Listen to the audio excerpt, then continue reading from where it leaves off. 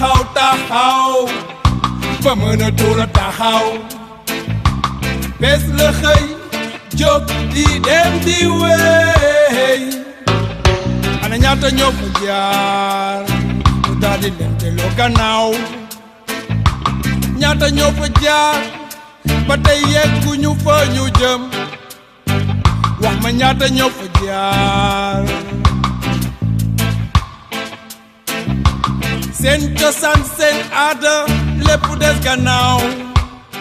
salaamaaleykum suñu mbokk yi dañuy seetaan comme ni ngeen ko xamee rek moo di yéen a ngi suivre seen télévision A2 TV ci seen émission kaddu immigré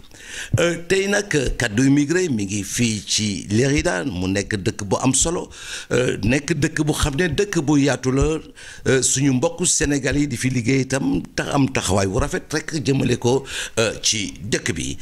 comme ni ngeen ko gisee nag nii maa ngi toog ak association bi xam ne moo ngànk bépp sénégalais ci Lérida ak lu wër Lérida mooy province yi ñoom ñoo toog ni di def liggéey bu am solo parce que comme ni ma koy waxee rek dañuy dem seeti association yi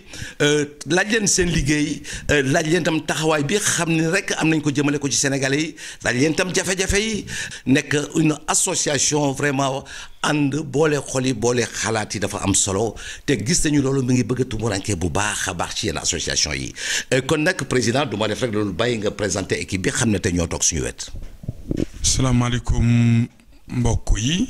mbokk téléspectateur A2I yi salaamaaleykum mbokku sénégalais yi mbokku téléspectateur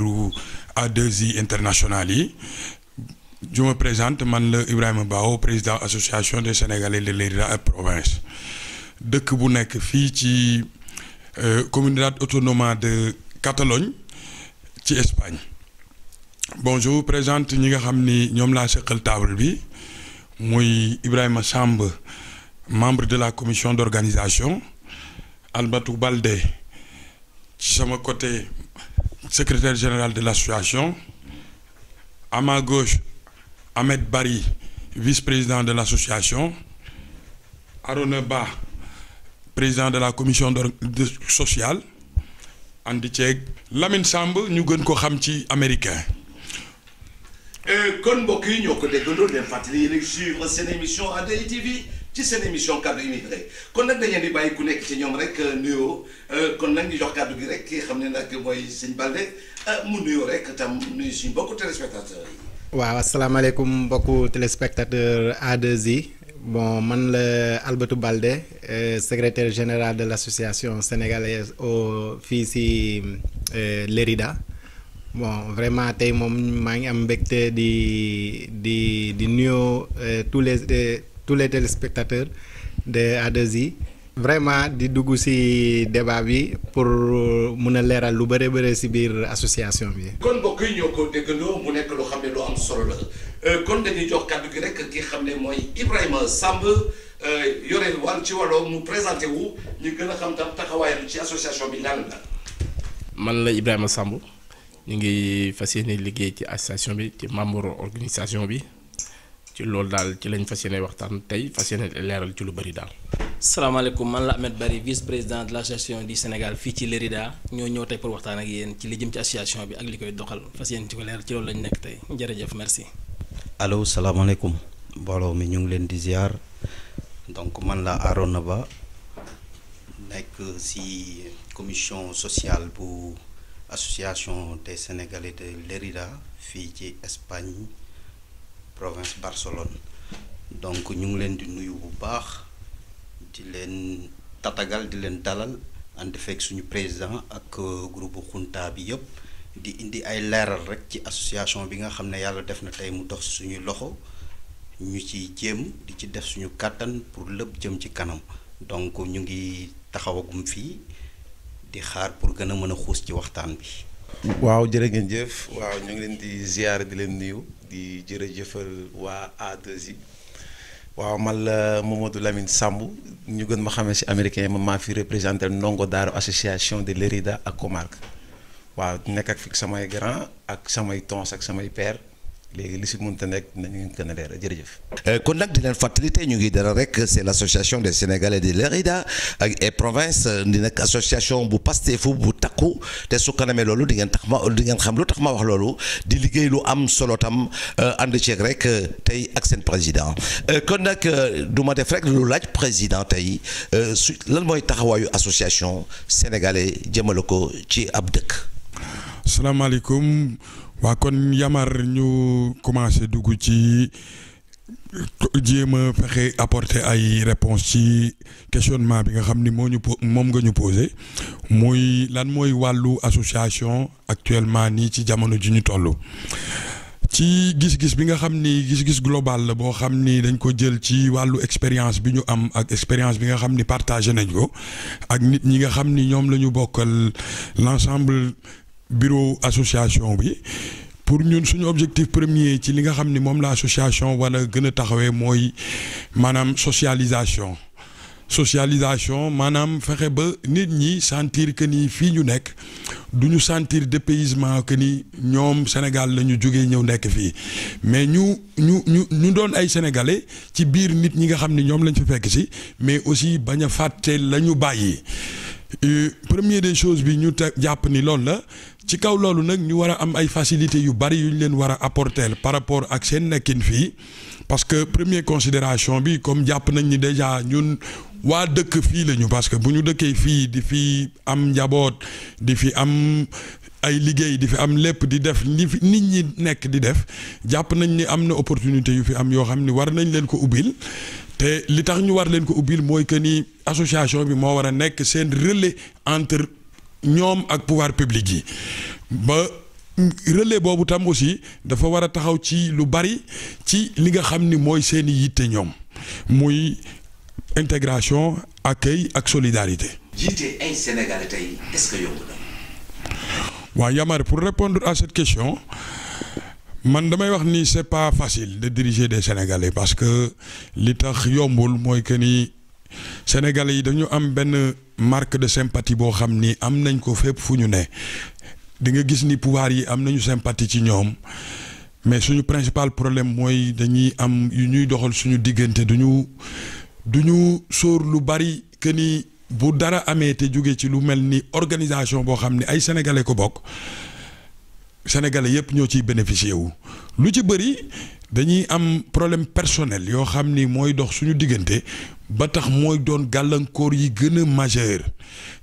ci liggéey yi nga xam ni moom la ñuy bëgg di def ci association yi te du antu parce que damay wax ni rek nit ñi bu ñuy ñëw fii dañuy indaale seen i jikko indaale seen i xam-xam indaale seen lépp. léegi nag te ñun sénégalais dañoo baaxoo sànnante ay xeer gasante waxante lu ñaaw ak yooyu tam aussi bu ñu ñëwee fii te defuñu ci prêter wuñ ci attention dañuy continuer ci lancer boobu moo tax toujours day difficile trop nga regrouper des sénégalais mais ñun alhamdulilah fii au niveau de l'Érida am na certes des problèmes parce que toujours day am ay problèmes mais dañuy am capacité de supération ak capacité de dialogue boo xam ni daf ñuy permettre que ñu dem ba toll ci moment boo xam ni on peut regrouper plus de 500 personnes dans l'association donc c'est pas tous les Sénégalais ñoo adhéré ci association bi mais on peut dire que ni la grande majorité ñi nga xam ni ñoo ngi yëngu tout autour ci dëkk bi ñoo ngi ci biir association bi. tey jii est-ce que yéen affilié ngeen ci soit beneen xeetu association bu xam ni moo nga xëy na l'association des associations au niveau d'Espagne est-ce que yéen a ngi jokkoo ak ñoom wala est-ce que yéen a ngi ci biir wala est-ce que tey yéen am ngeen genre bu mel noonu boo xam ne tey l'association de l'Érida bokk na ci. waaw pour revenir à ça ñun on fait partie de li ñuy wax la CASC Confédération des associations sénégalaises de Catalogne te suñu mbokk Amadou Bokar Sam jiite ko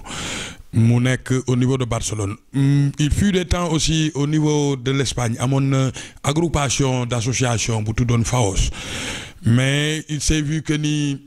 ak dëkk yi ni ñu sorante ak Espagne ni mu toll day xaw a jafe des fois. que nga regrouper des gens yoo xam ni dañuy jóge ci ay zones yu bari pour dajaloo pour di mën a am politique boo xam ni dañ koy doxal seen biir mu doon politique commune mais ñun au niveau de Catalunya alhamdulilah am nañu une organisation bu taxaw wax dëgg yàlla boo xam ni moo ngi def li mu war a def aussi parce que ñoo ngi def ay colloque ñoo ngi def ay formation ñoo ngi def ay mission de passeport ñoo ngi def ay facilitation tam aussi au niveau des ayuntamiento par exemple ayuntamiento mooy mairie locale yi pour faciliter yenn tâches yi à nos concitoyens. vice-président tey wax ma rek lu tax Sénégal yi mënuñoo ànd. waa Yamar merci beaucoup ci li nga ma laaj naa la ci sawar a tontu parce que des fois tamit da nga xam ne ànd tamit yombul ndax mbooloo neexut a jiite te li fi gën a nekk problème bi mooy comme li président wax dañ fi jóge Sénégal ñëw fii te ñi fi ñëw ñëpp ku nekk jikko nga ëndaale ak yar te ñëpp bokkuñu xalaat mais nag li ñu naan njaboot ku leen njaboote am ñu jub am ñu jubul mais ñëpp yaay jubanti parce que sa njaboot la li tax ba mënuñu ànd nag lenn kese la ñàkk bokk ay jikko la ak ñàkk wóoluwante mais ñun fii li ñu fi indi ak li ñu tax a toog ku ci nekk bàyyi li nga nekk di liggéey ngir association bi te kenn fayu la ci ngir mu baax doxal loolu ñu yëkkati mais ñàkk mën a ànd bi du lenn dul ñàkk mën a déggoo ci suñu biir parce que li ko gën a waral nag mooy que ni comme li président wax ku nekk sa jikko nga indi ku nekk na nga mel donc jéemoo comprendre li ñuy def lan la te bu ñu association ànd moo tax ñu di ko wax te bu ñu ne ba naan ànd bay liggéey fii amul kenn ku fi kenn fay ñëpp dañuy liggéey rek ngir mu baax parce que jóge Sénégal ñëw fii mooy que ni ñun ñi fi nekk ñun ñooy les Sénégalais yi représenté Sénégal fii te liggéey suñu bopp dong ñu yëkkati ñàkk mën a ànd bi nag du lenn lu dul loolu mbooloo nag ku leen boole am ñu mel nii am ñu mel ni mais yow yaay defar di boole rek ngir lépp mën a dox loolu la daal. wax ma tuuti ci association bi ñaata membre ci nekk tey tam yan activité ngeen jot a defagum. waaw actuellement l'association compte 476 membres si biir association bi association sénégalaise bon depuis bu ñu commencé le bureau on l'a dañ ko renouvelé tout récemment le mois de septembre passé ñu ngi commencé di liggéey defuñu activité yu bëri à part que y a une soirée bu salaam bu ñu soog a defagum le mois de décembre passé le 25 décembre bon si biir loolu am nañ programme bu bëri ci diggante si biir année bi yoo xamante ne dañ ko nekk di tëral sûrement que dinañ ko def second si biir année bi daal. kon mbokk yi comme ni ma wax léegi rek ñuy jàkkaarloo ki xam ne mooy sëñ Ibrahima Samb di sama njaatige ndax tam di fàttali di ko gërëm tam c'est l'occasion aujourd'hui saa yu mën a cëpp léegi daal rek ndeysaan maa ngi këram ñi may toppatoo ay ati at kon du yàgg dëgg la kon jërëjëf Samb tey rek nga wax ñu tey lan mooy taxawaayu membre nan la war a taxawee ci biir association. waaw membre de nu mu war a taxawee ci biir association mooy lenn rek gars yi ñu jënd carte membre yi cotisation yi. ñëpp joxe ko te ñoo xam ne fii ñun ñëpp ñoo bokk ndey ak baay te fii moom lii moom kenn ku nekk rek war nga koy yéene sa bopp ndax fii ñun dañoo bàyyi suñu jabar bàyyi suñu soxla tey dimanche sa dafa xat xam nga ñu bàyyi suñu yëpp ñëw fii pour defar rek moo tax ñoom ndax fii amul kenn ku fi gagné 1 franc 100 franc kenn gagné wu ko fi kan lii yëpp pour bëgg a defar suñu dëkk ak jafe-jafe yi bëri na fii dafa bëri ay jafe-jafe problème bi mooy lan tey fi ni léegi daa dem nañ ba am problème boo xam ne problème mu kër. africain yi fii kenn mënu waxumal africain sax mais kenn mënu fi am kër ndax fi ni nii foo dem rek lu ñuy njëkk wax mooy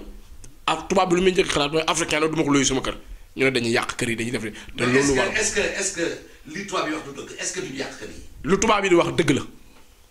ndax lenn mooy lan kër boo ci nekkee da nga ko war a toppatoo di ko defar comme ni ngay defaree sa kër goo xam ne yow yaa ko moom mais da nga gis am yoo xam ne dañuy dëkk ci kër. danañ def kër goo xam ne yow mi moom kër gi boo fu ñëwee ay jooy moom moo lay dese ndax kër da nga ko war a respecté kan nag war nañoo mën a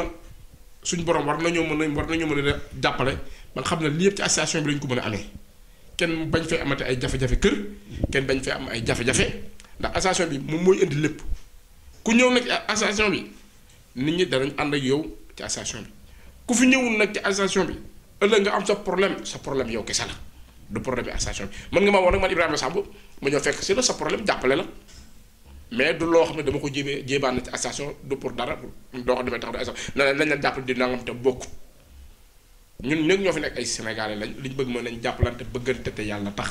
lii yëfi mbooloo la ñun ñëpp nañ ci bokk ñoo participer ba ëllëg ku fi am problème nañ ñu fekk si la wasalaam. kon nag mbokk yi ba léegi rek yéen a ngi suivre seen télévision à DTV ci daral bi xam ne ñu ngi koy def rek jëmale ko ci association bi xam ne ñoo nekk fii ci Lérida mais tey yow suñuy wax rek ci taxawaayu nit jëmale ci association nit ñi tey soo ko doon conseiller pour wax ko ñëwal ci association bi te am na njëriñ façon boobu noo koy defee yow. waaw di dellu di jéem a joxe suñu contribution ci laaj yi nga xam ne moom nga ñuy laaj tey Yamar ñu ci sawar bu baax di ci jéem nag ndax moom comme li ñuy wax rek ku nekk da ngay jéem a bay sawar ñun moom dañoo dëkk fii ci dëkk bi def fi ay plus de 10 d'années donc yàlla def ñu nekk fi ni ñu fi war a nekkee suñu nekkin nag dañuy jéem rek nekk li nga xam ne moom la ñu jëlee Sénégal indi ko fii bi ñu fi ñëwee ba tey moom la ñuy jéem a ànde donc yàlla moo dogal tey association bi ñëw suñuy loxo am na fi mag ñu ko jiite woon jóge nañ fi tey ñoo fi ne mais ñun aussi dañuy dem suñuy doom ñëw wala suñuy rakk ñu ànd si ak prési donc di ci jéem maanaam yombul comme niñ ko waxee sànq sénégalais yi yàlla def na am na nu ñuy dundee ñu ci sant yàlla mais dafa jafe parce que ñu bëri tey comprendre ñu xëj na dañuy comprendre sax am na ñoo xam ne comprendre parce que association ku ko comprendre doo xaar ñu woo la ci ndax loo xam ne bu jafe-jafe amee moom ci dëkk tubaab yi xamuñu personne ñoom tey bu jafe-jafe amoon li ñu njëkk a wax mooy xool association sénégalais pour jéem a jëm foofu pour mën a dimbali nit kooku si yan condition lañ koy dimbali donc loolu moo tax bés bu ne ñuy woote bi man tey maa ngi nekk ci membre ci social bi donc problème yi bëri na mais yàlla mu ñuy dimbali aussi ñu ngi siy jéem suñu kàttan donc loolu la daal. Lamine Samb tey gis nañu tey yenn mbir yu xam ni nit ñoo xam ne tey faalewuñu association wante lu leen dal rek ñu ne association tey soo jàkkaarloo ak ñooñu noonu la di sensibiliser pour wax leen ne njëriñ association njëriñu mbooloo. waaw jërëjëf di waxati jërëjëf waa A2I si laaj bi ma laaj dinaa si sawar a wax parce que man fu ma njëkk a commencé rek may fu gaay jeexale sama grand yi man li mu mën a wax comme jeune parce que man je me représente comme ñu mu naan ñooy ndongo daara yi ñooy ambassade association bi dëgg la sénégalais jiite ko yombul mais man li nga ma jot a laaj léegi dinaa si sawar wax à cause de man li ma njëkk a xalaat si ñoom mooy erreur la dañoo xamul. léegi nag ñun jël nañu décision sensibiliser ànd ak ñoom waxtaan ak ñoom léegi man lu message mu leen di lancer rek mooy taalibe ndigal sëñ bi ni nga ko joxee lépp association bi ni nga ko mën a joxee parce que dëkk daa am nu muy doxee amigre am nu muy doxee fii tey problème bu fu munta am nga bokk ak nit yarandoo ak moom jógandoo ak moom fu sori association may taxaw président du taxaw ministre du taxaw dëkk du taxaw léegi nag lu fi nekk mooy association bi dëgg la nag am na yu sew yu fi xam mais nag loolu may na ko président waxee ñu ngi am benn dialogue boo xam ne dinañ si mun a boole dugal si ñëpp man de ma part laay wax chaque jour parce que ñu ngi yëngu si loo xam ne fii ku nekk xam nañu li nga mën ak fi nga taxaw di si profité di gën a remercier président parce que de bu mu nekkee si lenge bi gis nañ changement yu bëri gis nañu mu ngi avancé gis nañ nag li dal si kawam man li ma koy digal li ma koy ñaan mooy mu muñ ni yombul parce que loolu la yàlla dénk foog nga muñ ci yóbbaale. waaw ñun moom suñu côté suñu grand la àndal man maa ngi wax su au nom de tous les jeunes yu nekk Lérida man ñëpp xam nañu si dëkk bi nañ ci taxaw nañ def suñu këmtulaay kàttan ba ñëpp dellu si dina métti nag mais nag am nañu suñu projet yu xam ne xam nañ jeunes yëpp nekk si biir Lérida ak comarque mu naan sax Espagne léegi man yamatuma Lérida Espagne ndax les Sénégalais de diaspora dinañu mos a taxaw sax dinaan waaw nekk de booy li ñu doon def lii la woon waaw loolu la am solo si wax jërëjëf. kon mbokk yi ba dégg nañu kàddu yu am solo yi ndax fekk ñu ngi ci ak association bi xam ni moo ngànk Lérida mais président tey dama ndax ba mu balaa may dugg nag ci yéen def naa su may enquête mais tey lan mooy sa secret ndax gis naa am nañ sax ñu wax ni soo bàyyee association bi ñoom ñuy bàyyi association bi. waaw Yamar ci question boobu nga ma posé maanaam man Ibrahima Bao benn. kenn laa rek parmi tous les sénégalais damay jàpp nit ñi sénégalais yi nekk fii comme suma bopp man je pense que ni secret premier wu des choses mooy que ni considérer les gens maanaam jàppe nit ñi comme sa bopp bu leen xeeb bu leen tuutal te kenn ku ne nga jox ko gëddam parce que sénégalais dama gis ci sama jàngat man. que ni li nga xam ne moo ko gën di marqué mooy boo ko yëgalee ci kaw moom mu yëgal la fu ko sut te bu la yëgalee fu ko sut rek kersa ak ruus dox seen diggante te kersa ak ruus bu doxee seen diggante yéemaa di nga ko wax mbir moo xam ni sax arrangé wu ko mais sa jëmm dina tax mu def ko ci loolu nag ñun moom la ñuy dundee fii ci dëkk bi ni ñuy dundee ci dëkk bi mooy que ni suñuy mag lañ fi nekkaloon ñu leen di saluer au passage ñu mel ni Serigne Gora Ndiaye ñi nga xam ni ñoom Ablaye Diallo ñoom Doudou Baro ñi nga xam ni ñoom ñoo fi tëral association bi tey ba tey jii mu nekk suñuy loxo te ba tey jii aussi ñoom ñoo ngi ci ànd di dox li koy indi mooy toujours li ñuy wax xale bu seen loxo setee dañuy mën a bokk ki mag te tam xale lañu peut-être ci âge mais mën nañu bañ a nekk xale ci xel parce que dañuy wax ni xel puso la bu réer la xale mën na ko for mag mën na ko for mais am na benn marque d'humilité boo xam ni ñun ñoo ngi koy dund boo xam ni tax na approche boobu nit ñi di am ci association bi gën a yomb à travers ma personne nag toute l'équipe bi nga xam ni ñoom lay ànd di liggéey ci loolu ak ñi nga xam ni ñoo am bonne volonté ñëpp tam aussi ci lancé boobu lañ leen di xiir ba nga xam ni tey jii bu ñu tasee un Sénégalais peut-être Bao la ñuy gis comme le président de l'association mais derrière Bao y a une multitude de personnes boo xam ni bu ñu puusul maanaam sympathie boobu am à travers l'association du ci am ñooñu di wax ni aussi bu Bao bàyyee ñu bàyyi peut-être sama jëmm bu xeebu bi peut-être dafa am nuñ ma jàppee rek mais buñ koy wax aussi dañ koy wax par rapport ak association bi yépp daal. waaw pour wax la taxawaayu association bi nga xam ni mooy association wu Leyrida fii jëmale ko ci sénégalais yi association yu ci bëri dañuy am ay feuille de route yoo xam ni moom la ñuy décliner feuille de route yi nag bari trop parce que li tax mu bari trop il faut pas oublier que ni dañu nekk ci dëkk boo xam ni mooy premier territoire européen boo génnee Afrique muy l'Espagne donc terre d'accueil la terre d'accueil boobu dafa am ñun ñi nga xam ni dañ fi jiitu toujours dañu war a am image de marque boo xam ni moom la ñu war a am ak accompagnement pour ñi nga xam ni ñoo ngi doog a ñëw loolu tam aussi association yu bëri yi nga xam ni dañu nekk fii Espagne di ci liggéey muy accueil mais boo accueillir nit ñi ba pare il faut nga won leen yoon yu ñuy jaar pour bu ëllëgee lu fuy seen wërsëg ñu mën cee jot muy foofu noonu ñu tuddee ko fànn intégration bi nag ñun fi ñu ko jàpp mooy nekkul intégration boo xam ne da ngay ñëw summi jël say bagage sànni adopté bagage yi nga fi ne parce que en toute chose am na loo xam ni da ci positif am loo xam ni peut-être day négatif ñun li ñuy gën a def mooy positiviser lépp li nga xam ni mën nañ ko positiviser mooy lépp li ci baax ñu jël ko boole koog li baax fii di ko doxee loolu benn la ci fànn yi beneen bi tam mooy bu ñu paasee accueil boobu dañuy jàll ci phase bi nga xam ni mooy beneen phase boo xam ni mooy dëkkandoo maanaam ay sénégalais lañ ci ay dëkk lañu dëkk yooyu ñu dëkk nag dañuy bokk ak waa dëkk ba devoir ak droit bu ñu xësee ba bokk devoir ak droit dootuñu mën a xàmmee sénégalais bi ak espagnol bi walla leneen ndax kenn ku nekk li la war moo war sa moroom noonu mu waree kenn war sa moroom nag ñun aussi dañuy gën a liggéey ci loolu pour cohésion sociale boobu am entre peuple bi nga xam ni ñoom ñoo ñu accueillir ak ñun ñi nga xam ne dañu jóge suñuy dëkk ñëw dañuy travailler aussi lu mel ni cohésion sociale ba tax ñu mën a dëkkante du ñàkk mu am ay jafe-jafe yu ndaw léeg-léeg ñu war ci taxaw mais nag lu ci bëri ci temps bi nga xam ni dañ koy passé ak ñoom ñu koy passé ci jàmm.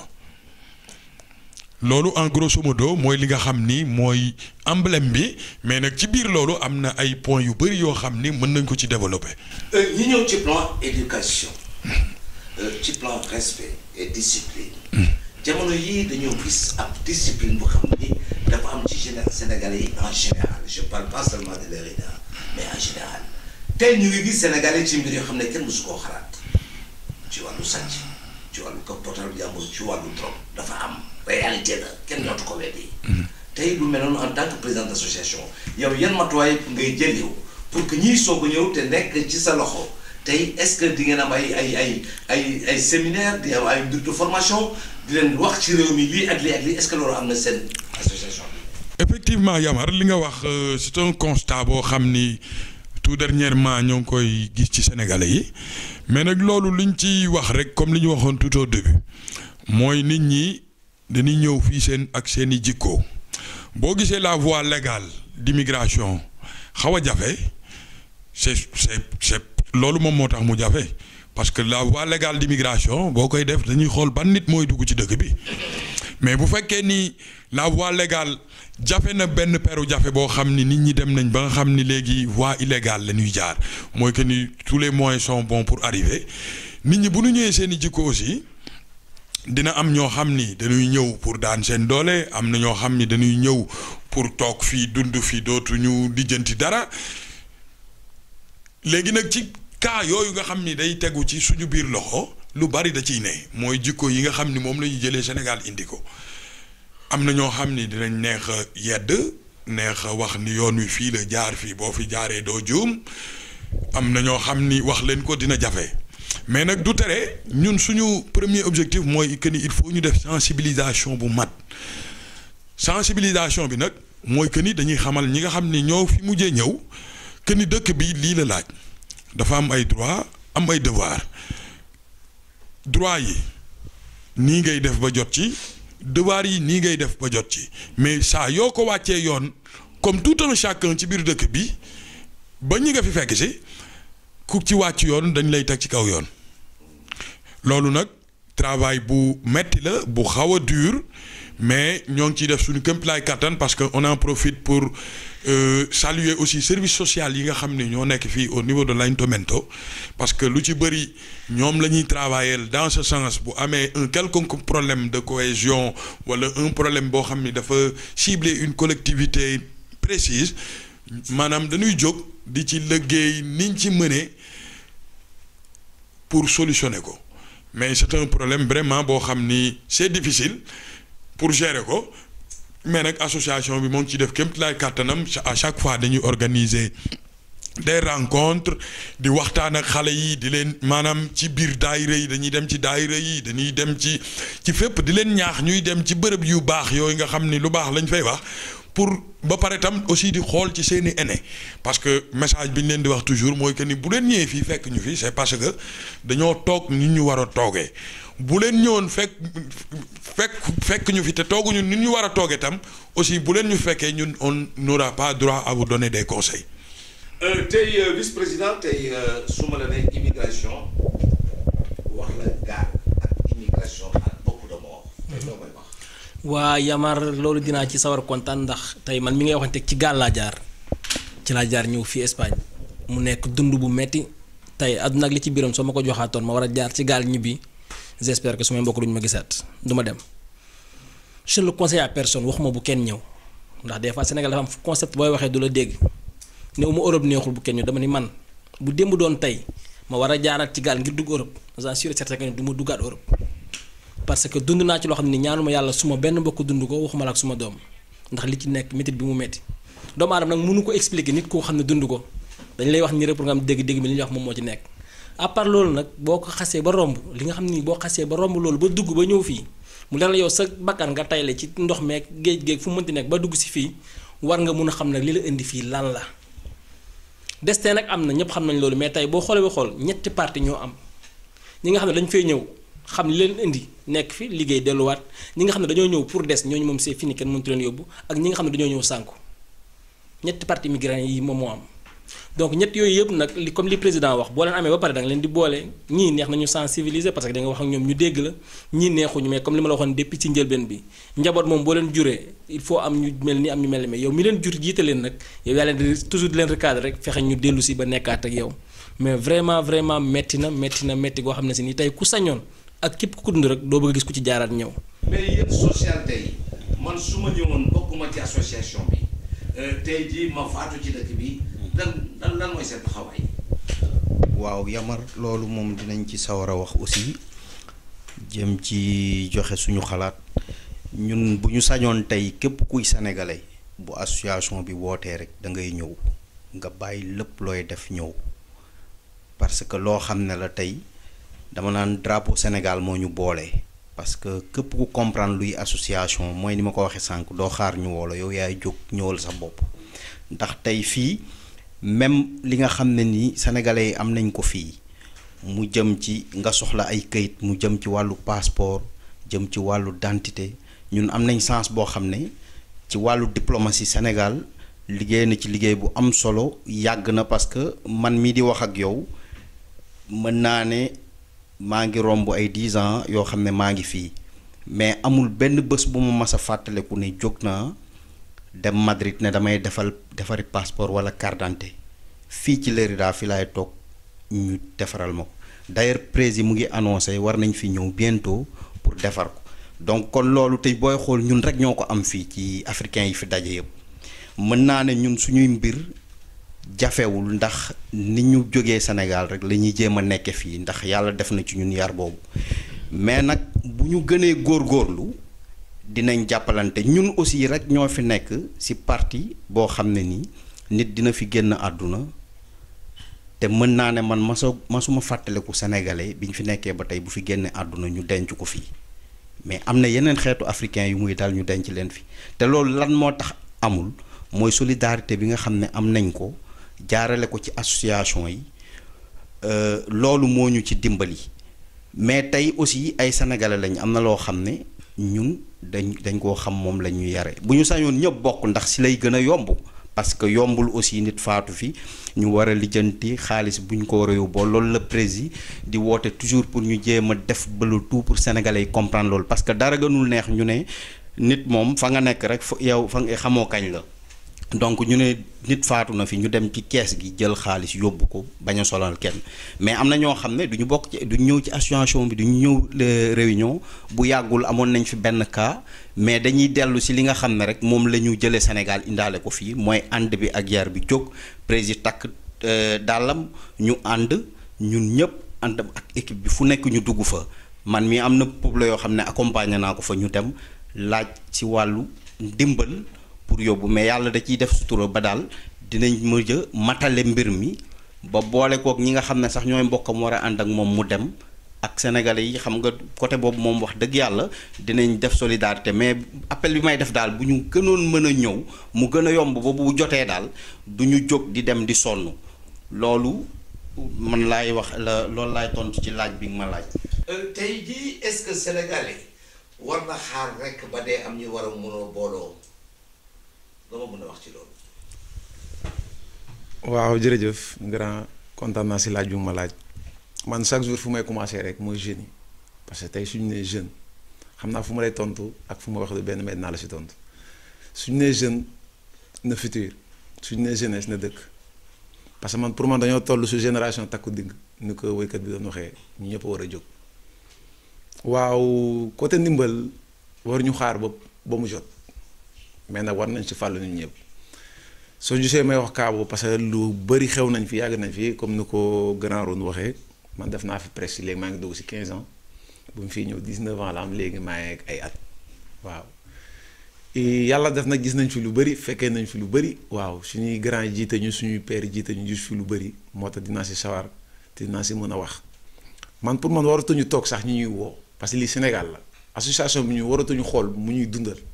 mais ñun ñu ko war a dundal pour mën a préparer futur waratuñu toog di naan dañuy téye dara pour xaar ku dee mais loolu nit ki ma ko fa war a fekk moom waruñu fi fekk comme lu ñu naan togg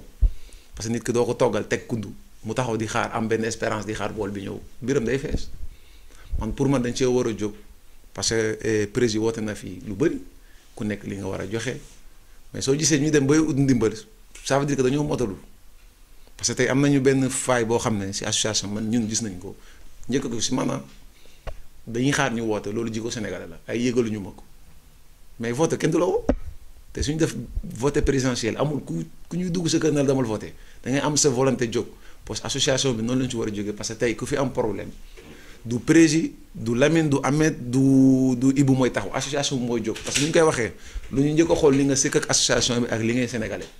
mais ni ñu ko waxee léegi man tey si discothèque laay liggéey xeet yëpp laay liggéey en Afrique. mais ñoom loolu dañu si naw ñu ne amul sénégalais bu ñu fiy suul Sénégal tey mënoo xam kuy musulman mënoo xam kuy chrétien man fii li ma fi toog maa gën a doon daw xale si âge mais mënoo fi xam te su ma ko waxul mënoo wax dañuy yaakaar ne maa leen mag parce que maa gën a gudd si man fu may waxee mooy nañuy jóg farlu surtout jeunesse yi génération takkum digg lu ñu war la ñun ñëpp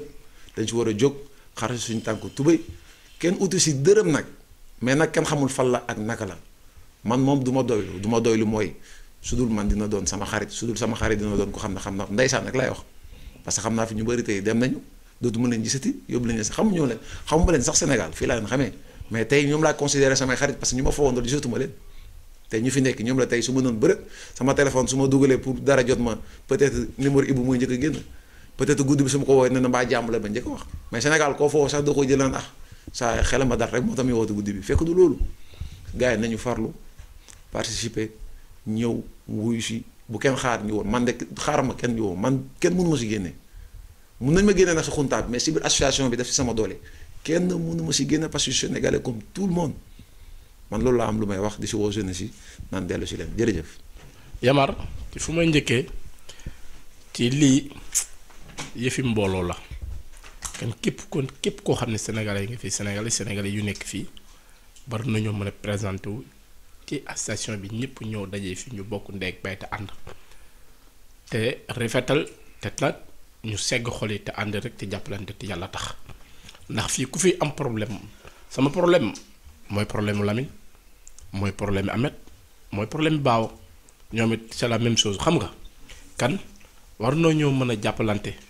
te ànd rek te yàlla tax te ñu xam ne lii ñun ñëpp ñun ñoo ko bokk bu kenn xaar ñu woo la nañu ñëw présenté wu ànd liggéey te jàppalante bul xaar nag ba ëllëg benn jour problème am nga bëgg a taxaw mosoo ñëw ci ay station mosoo présenté wu un jour nga ñëw ne nan la gars yi li jënd sa problème ku am problème amul ci àddina ñëppay am problème damay ñaan ñi nga xam ne lu ñuy ñëw mag ñi nañu ñëw jigéen surtout maa nag jigéen ñi war nañ di ñëw di présenté wu bu baax a baax a baax ndax tey lépp lu fi baax dañ ne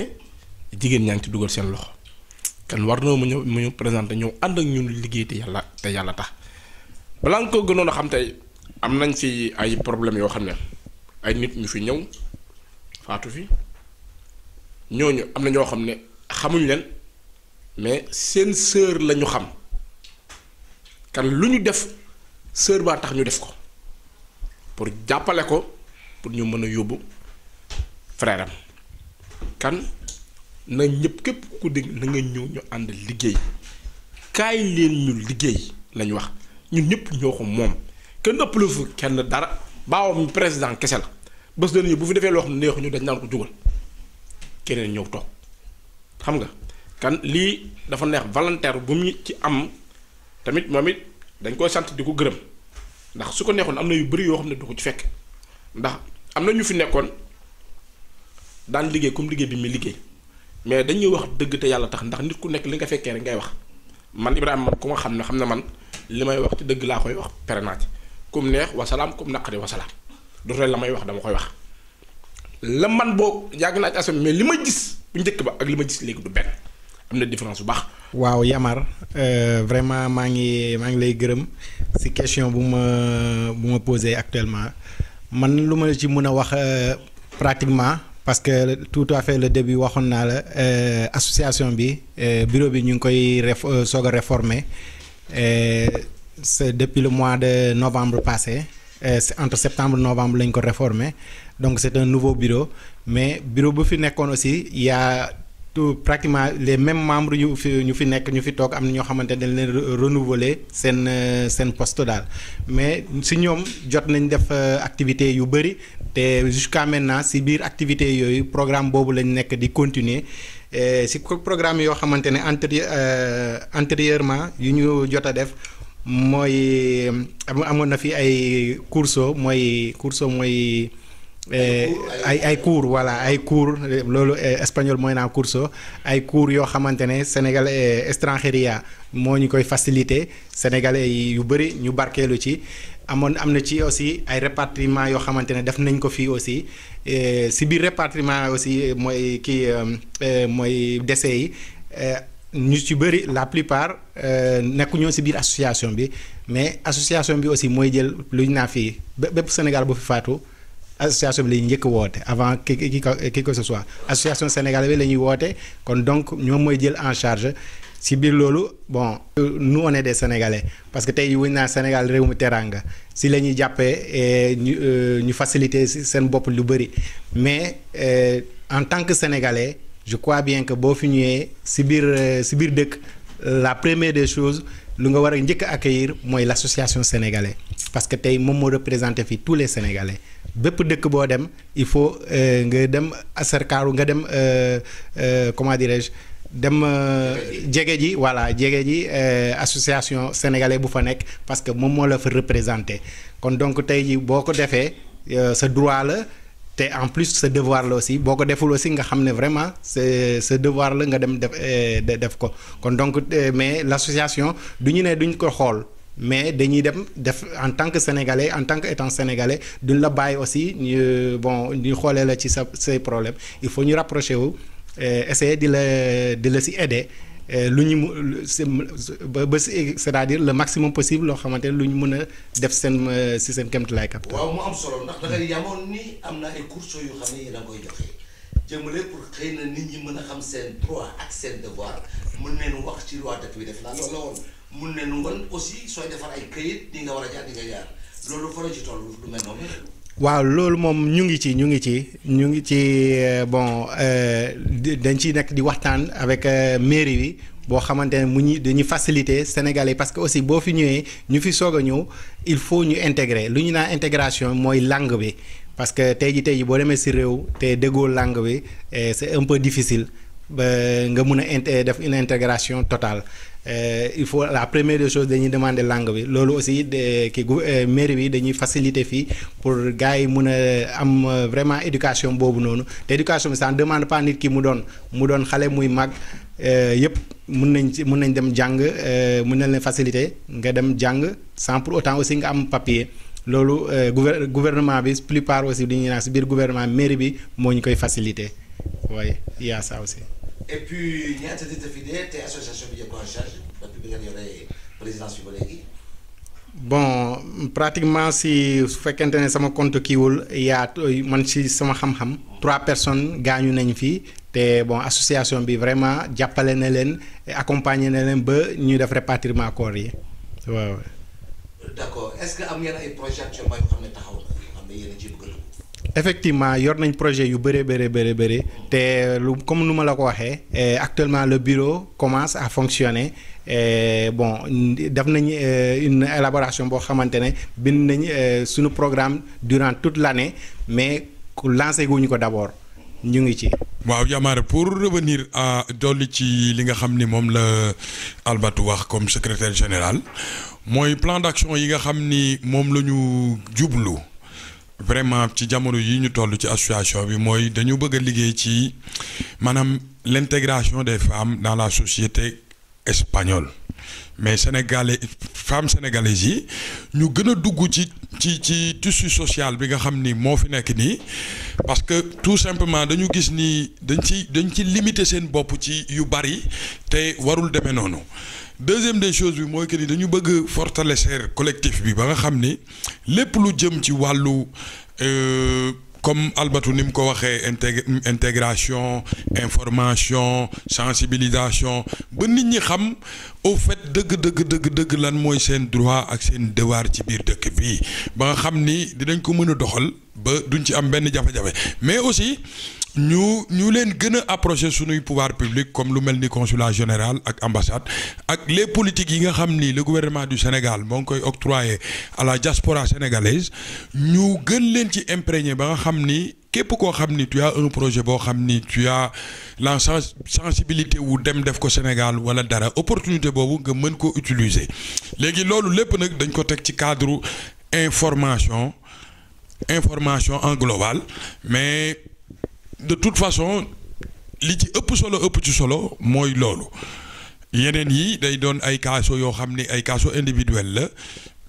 mais du tere dañ ciy liggéey comme ni ñuy liggéey dans le global. mais tey dama gis tey en fait pour parler un peu aussi de vous sur certaines actions yoo xam ni je dirais c'est par des jets personnels parce que sànq maa koy wax rek pour gën a mën a sensibiliser ndax tax ma ni même soo bokkul ci association bi soo dee lañ lay toppatoo mais est-ce que loolu dina tax ndax man dootuma bokk léegi dama su ma dee kay gars yi jël charge bi yëpp du ma corriger du ma fa dem est-ce que tam gisu leen loolu est-ce que warul am benn motivation que ça soit je dirais pas sanction parce que en fait non mais taxawaay boo xam ne tey ci wàllu mbir am association bi taxaw nag mais kii de bokk ci ko dañuy taxaw est-ce que lu mel noonu warul mën a am nag pour gën a sensibiliser les gens à venir vers l'association parce que ku demoon ci association demoo ci daayira yaa ngi dem ci loo xam ne lu yàq fay la. waaw Yamar pour revenir foofu damay wax rek pratiquement li Albert waxoon mooy ñun sénégalais dafa am loo xam ni ci Sénégal lañ ko jëlee muy la solidarité boobu nag ñun ñoo war a conscient que ni bu fekkee ni def boolewuñu suñuy effort solidarité boobu du am solo ñi nga xam ni bokkuñu te toujours association bi di leen jël en charge ñooñu ni leen association bi di jëlee en charge day différent ak koo xam ni association bi ci nga bokk ndax ki nga xam ni bokkul ci association bi ce qu'on va faire mooy que ni tout simplement dañuy dem ci nit ñëpp ñi nga xam ni am nañu yëg-yëg ñu demander leen de l'aide pour que ñu mën a venir en aide ci sa jëmm mais bu dee ku bokk ci association bi mara day taali yàlla na yéex mais toujours aussi day am mais bu amee bu fekkee ni ci association bi nga bokk te fonds social bi ñu taxawal